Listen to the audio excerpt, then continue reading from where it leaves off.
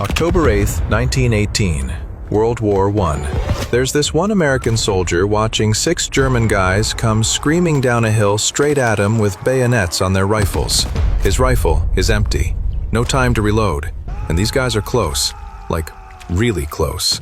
American soldier staring death right in the face. What he did next is one of the most insane true stories to ever come out of any war. Ever. Not in a movie. This actually happened. But here's the thing. Alvin York was not some perfect hero growing up. Not even close. After his dad passed away, he basically went off the rails. He was drinking every day, getting into bar fights, gambling away whatever little money he had. The guy was a total wreck. His whole town knew it. But there was one thing Alvin could do better than almost anyone alive. He could shoot. Growing up out in the Tennessee woods, he hunted every single day just to put food on the table. He learned to be patient, stay still, stay quiet, and not miss. Because if he missed, his family didn't eat. That kind of pressure either breaks you or makes you crazy good. For Alvin, it made him crazy good. Then one night in 1914, things got really bad. A fight broke out at a bar in town. One of those fights that goes way too far. Alvin watched his best friend get stabbed and die right there on the ground in front of him. Just like that. Gone. That night changed everything. Alvin looked at himself and thought, if I keep living like this, that's going to be me on the ground someday. And my mom is going to have to watch it happen. So he just stopped. Stopped drinking. Stopped fighting. Walked into a local church and never looked back. He made a promise to God that he would never take another person's life. He really meant it too. And then, of course, the army came knocking. World War I was ripping through Europe, and America needed soldiers fast. The government started sending out draft letters to young men all across the country. One of those letters showed up at Alvin's house in Tennessee. Now Alvin was stuck in a really hard place. His country needed him to go fight, but he had just promised God he would never kill anyone. He actually tried to get out of the draft because of his religious beliefs, but it didn't work. He had to go. He showed up to training camp, but his head was not in it. His commanders could see that. So instead of yelling at him, 2 of his officers actually sat down with him and had real conversations. They talked through the Bible with him. They told him that sometimes protecting people from evil is the right thing to do, even if it means fighting. After a lot of thinking and praying, Alvin finally made peace with it. He was going to war. October 8th, 1918. The Argonne Forest in France. It was early morning, freezing cold, thick fog everywhere. Alvin's unit had one job that day: take control of a German railroad line that was being used to move weapons and supplies. Whoever controlled that line controlled a huge part of the battle.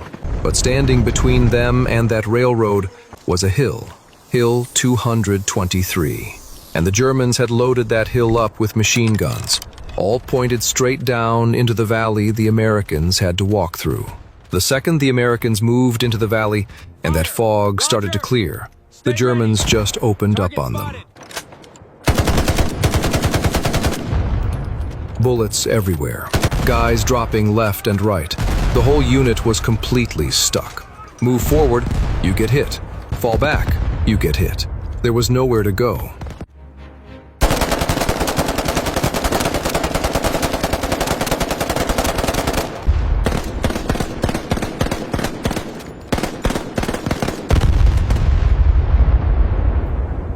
That's when Sergeant Early came up with a plan. He grabbed 16 soldiers, including Alvin, and said, "We're going around the left side through the trees, sneak behind the Germans, and hit them from the back." So they crawled through the mud and the bushes, totally quiet. And it actually worked. They slipped right behind enemy lines and stumbled onto a German camp where about 70 soldiers were just sitting around eating breakfast. The Germans were so caught off guard that they put their hands up without firing a single shot. For about 10 seconds, it felt like a miracle. Then, everything fell apart. The German machine gunners up on the hill saw what was happening down below. He swung those machine guns around and started firing down into the area. Even though his own captured soldiers were right there, he didn't care. He just wanted the Americans dead. In seconds, 6 Americans were killed. 3 more were badly wounded. Sergeant Early got hit multiple times and went down.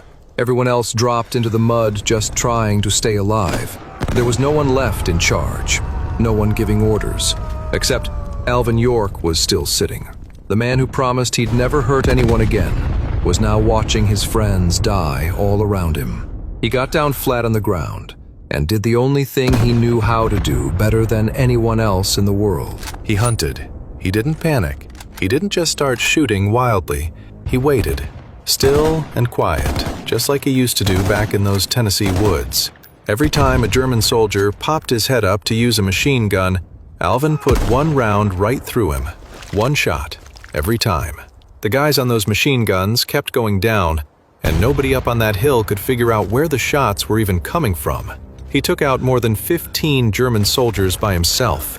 1 rifle, 1 guy lying in the mud.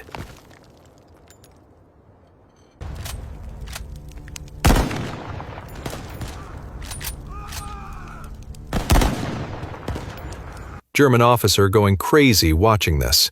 So he sent his 6 best soldiers charging down the hill with bayonets fixed, screaming, running full speed right at Alvin. Right at that moment, Alvin's rifle ran out of bullets. 6 guys, bayonets, running straight at him. No time to reload. He pulled out his pistol. And then he did something really smart. Instead of shooting the guy in front first, he shot the guy in the back of the group, then the next one back, then the next, working his way from the back to the front. He figured it out like this. If you shoot the guy up front, everybody behind him sees it, and they hit the ground or run for cover. But if you shoot from the back, the guys in front have no idea what's happening. They just keep running, right toward you, until it's their turn. He learned that trick hunting turkeys as a kid. All 6 soldiers were down within seconds. At that point, German officer just broke. He looked out at this one muddy American guy who had just wiped out half his unit by himself, and he made a decision. He yelled out in English, "If you stop shooting, I'll make all my men surrender right now!" Alvin told him to do it. German officer blew his whistle, and 100+ German soldiers came climbing out of their trenches with their hands up. Alvin York walked back into the American base camp with 132 German prisoners and only 7 guys left with him. The generals standing there just stared. They could not make sense of what they were looking at. York, did you just capture the whole German army? No, sir, just a few of them. For what he did that day, Alvin York was awarded the Medal of Honor, the highest award the United States military can give.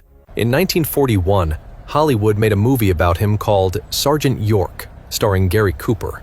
On September 2nd, 1964, Sergeant Alvin York passed away at 76 years old. He was buried with full military honors back home in Tennessee.